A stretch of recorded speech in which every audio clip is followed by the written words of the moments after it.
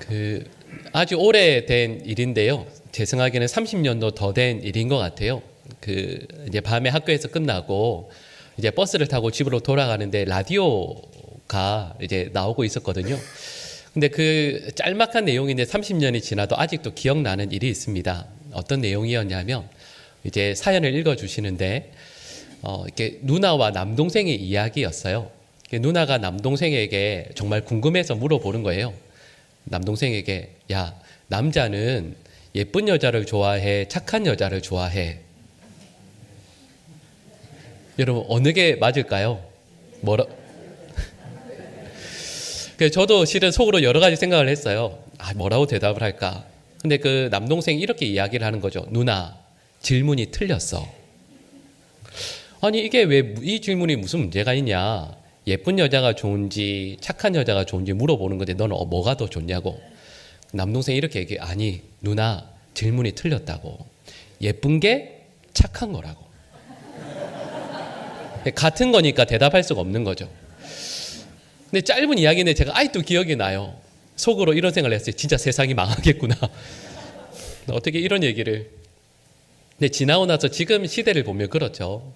지금 보면 우리나라만큼 이 외적인 아름다움을 이렇게 추구하고 또 이런 걸, 이 미적인 것을 가지고 차별하는 데가 참 없어요.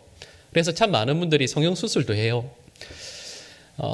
이런 외적인 것도 그렇지만 여러분 옷 가지고도 차별 많이 하는 거 아시죠? 그래서 제가 기억하기로는 좋은 옷 사신 분들은 여러분 워낙 그냥 옷 사면 뒤에 택 같은 거 붙어 있는 거 그냥 자르잖아요. 근데 유행했던 거 아세요? 그 택을 밖으로 내고 다녀요. 저는 그게 이해가 안 돼요. 왜 택을 밖으로 낼까요? 근데 더군다나 좋은 옷, 이제 소위 말한 비싼 명품 옷을 사면 여러분 브랜드가 밖으로 크게 보이는 걸 살까요? 안 보이는 걸 살까요?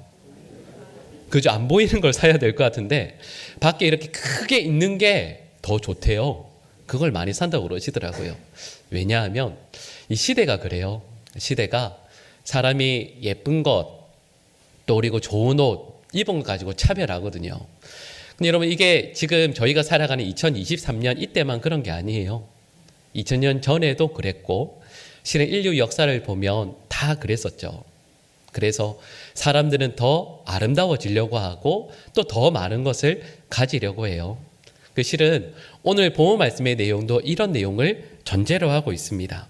옷차림, 외적인 얼굴 이런 조건들로 차별해온 게 이 세상인데 오늘 본문은 저에게 이렇게 말씀하는 거예요.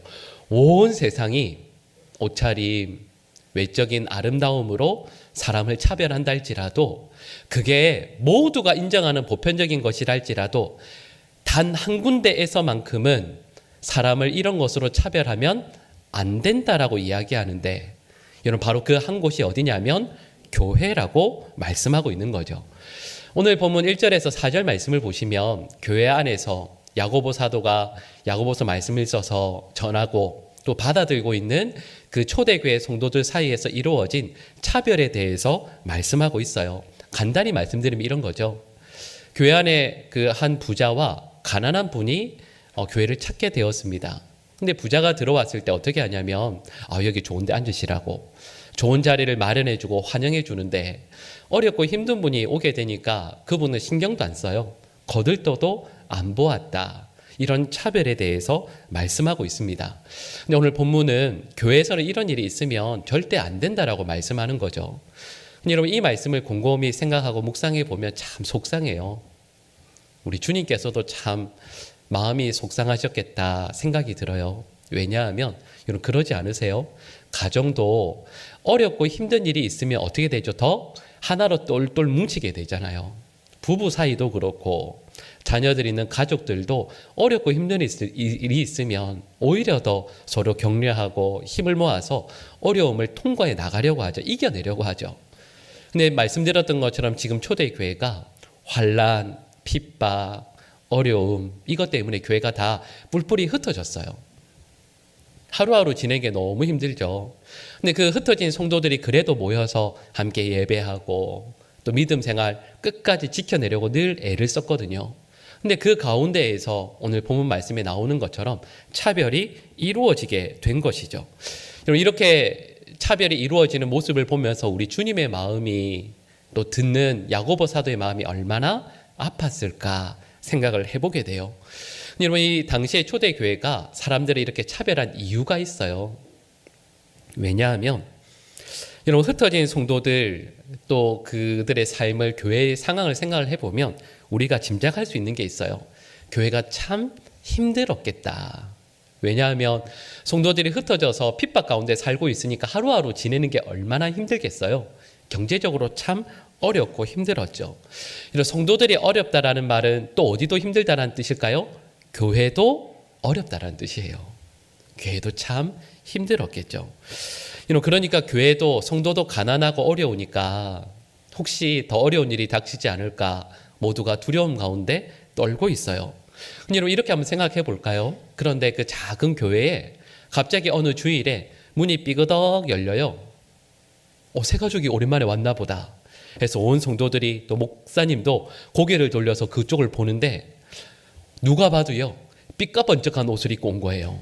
손에 금가락지를 가득 끼고, 와, 이분 진짜 부자구나. 와, 우리 교회에도 부자가 왔구나. 모든 성도들의 눈이 이렇게 환하게 이렇게 동그랗게 되는 거죠. 몇 분이 뛰어나가서 오시라고 여기 앉으시라고. 이 자리가 좋은 자리라고. 이 자리가 목사님 설교 말씀도 잘 들리고 목사님이랑 눈을 마주칠 수 있는 자리라고. 안 좋은 자리인가요? 오히려? 어쨌든 여기가 좋은 자리로 앉으시라고.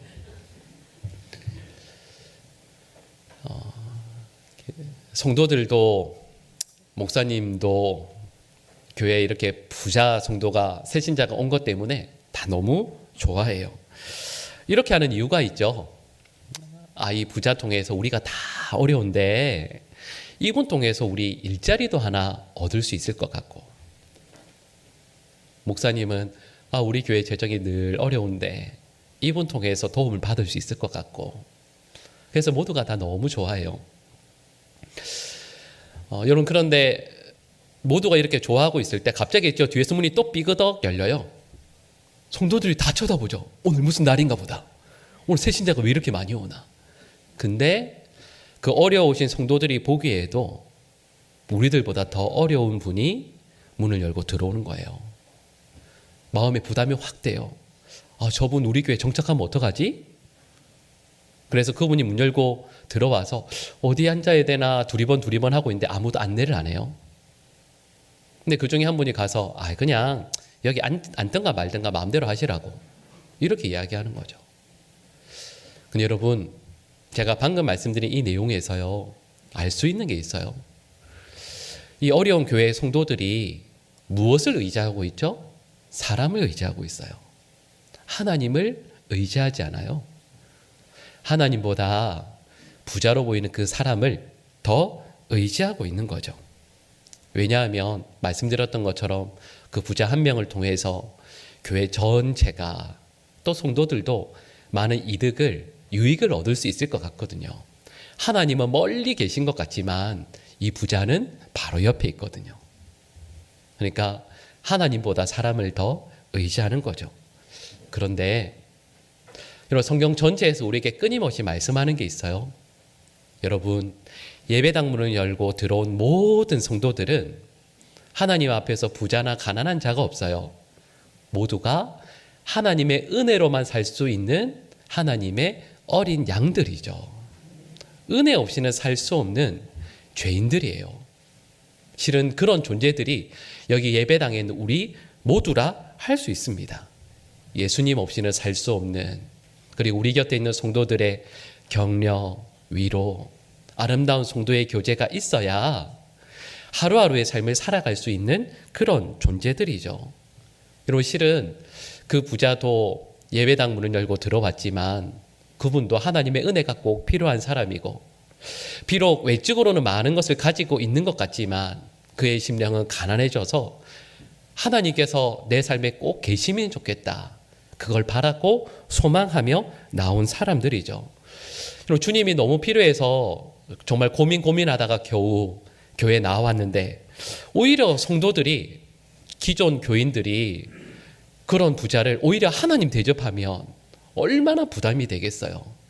나도 하나님 없이는 살 수 없는 사람인데 오히려 이 교인들이 마치 나를 하나님 본 것처럼 대접해주고 나를 더 의지하게 되면 그 신앙생활 어떻게 할 수 있겠습니까?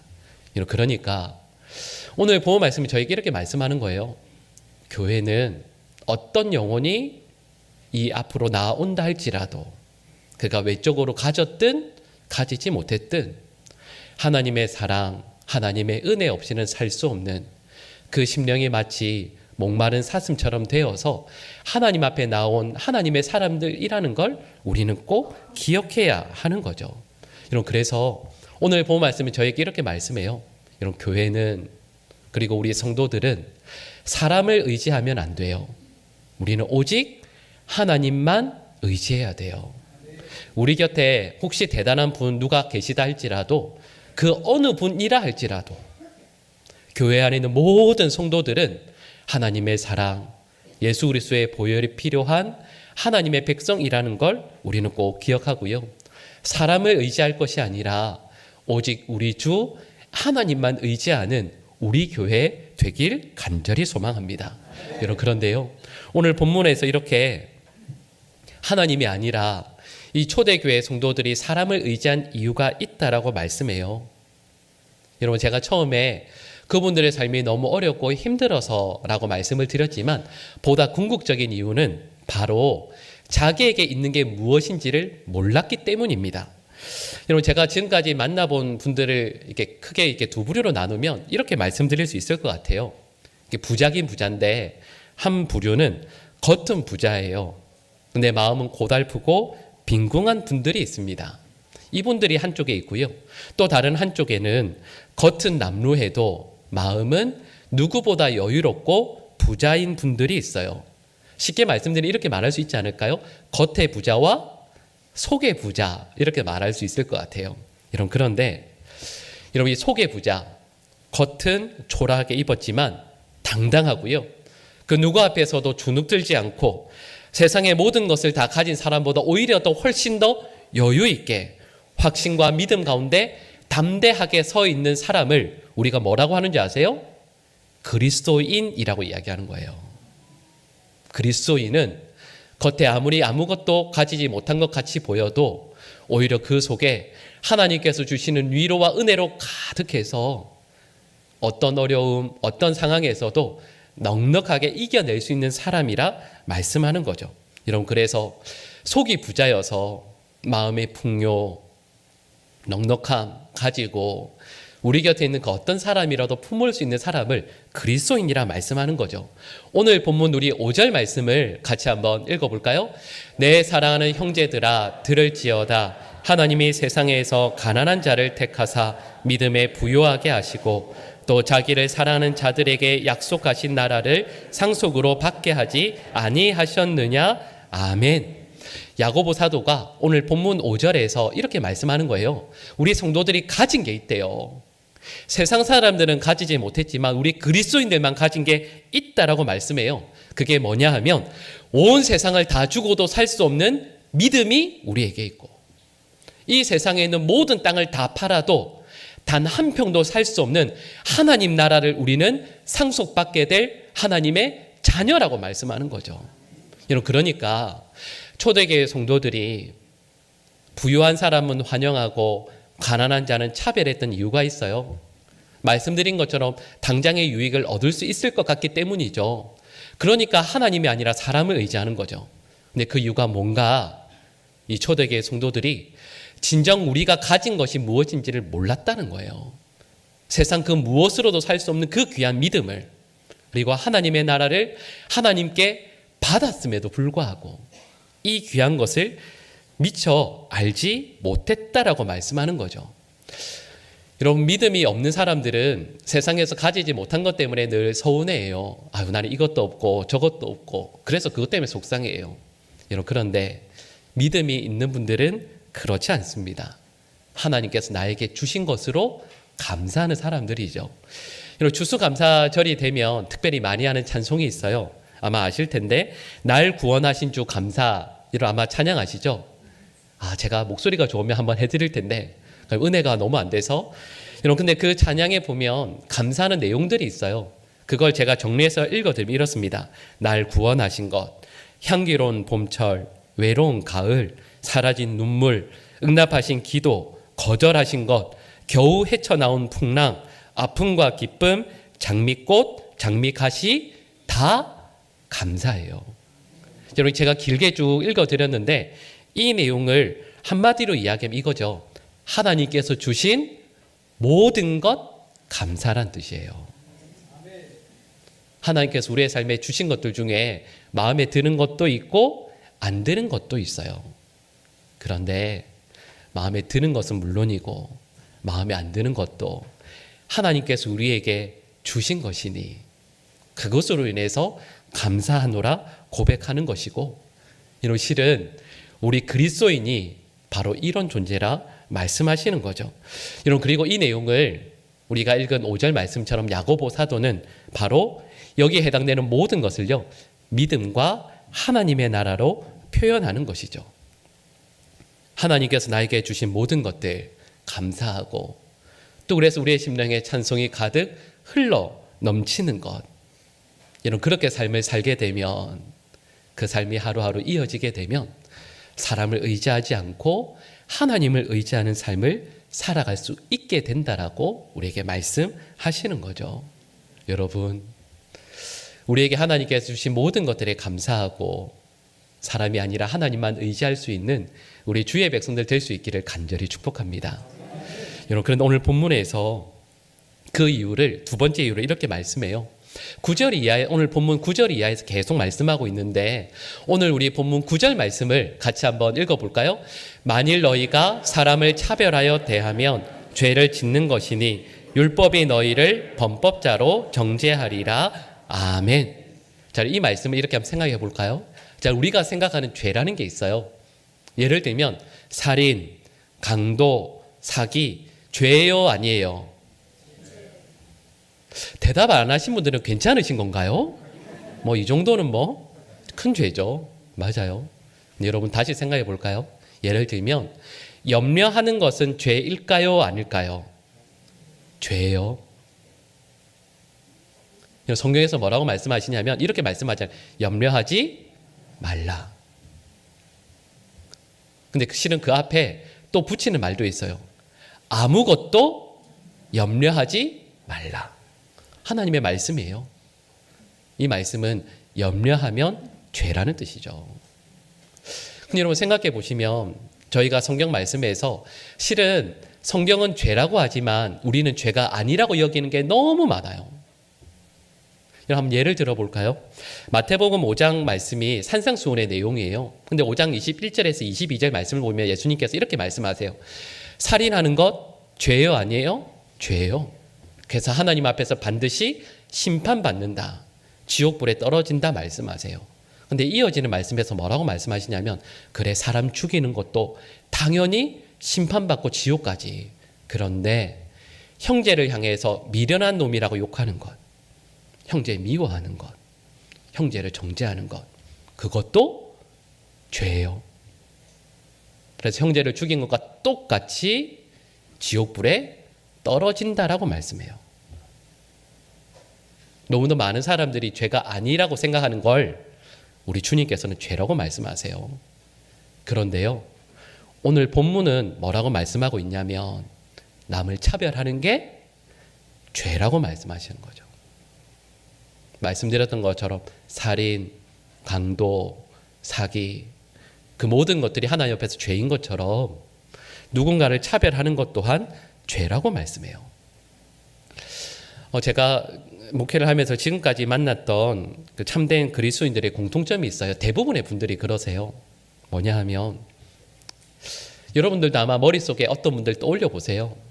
모든 참된 그리스도인들의 공통점이 뭐냐 하면 인생의 절정기에 가장 예쁘고 가장 많은 것을 가지고 있고 사람들로부터 가장 많은 사랑을 받고 자녀들도 너무 잘 될 때 예수님을 만난 분이 없어요. 보통은 다 어떻죠? 가장 힘들고 가장 어렵고 가진 것을 잃었고 인생에서 가장 큰 절벽을 만났을 때 예수님께서 그에게 달려와 주시는 걸 경험해요. 자, 이 말씀을 드린 이유가 있어요. 만약에 예수님께서 우리를 차별하셨다라고 한다면 예수님께서 우리 읽은 말씀처럼 좋은 여건, 많은 것들을 가진 사람만 환영하시고 어렵고 힘든 영혼들을 주님께서 외면하셨다라고 한다면 여러분, 이 자리에 있는 우리 성도들 중에 과연 주님 앞에 설 수 있었던 자가 몇이나 있겠습니까? 우리 모두를 우리 예수님께서 가장 낮고 보잘것없고 힘들 때 우리에게 찾아와 주셔서 우리를 만나 주셨기 때문에 우리가 이 자리에 있을 수 있는 것 아니겠습니까? 그래서 오늘 본문은 우리에게 이렇게 말씀하는 거예요. 예수님께서 우리를 차별하지 않으시는데 우리 성도가 뭐라고 사람을 차별할 수 있겠어요? 여러분, 여기까지 말씀을 이렇게 정리하고 준비하면서 저는 실은 이 보광중앙교회 담임 목사로 늘 이런 고민을 늘 해요. 그게 뭐냐 하면 여러분, 저희가 이 지역 재개발 때문에 많은 분들이 흩어지셨잖아요. 멀리 이사도 가시고 또 그래서 실은 못 오시는 분들도 많이 계세요.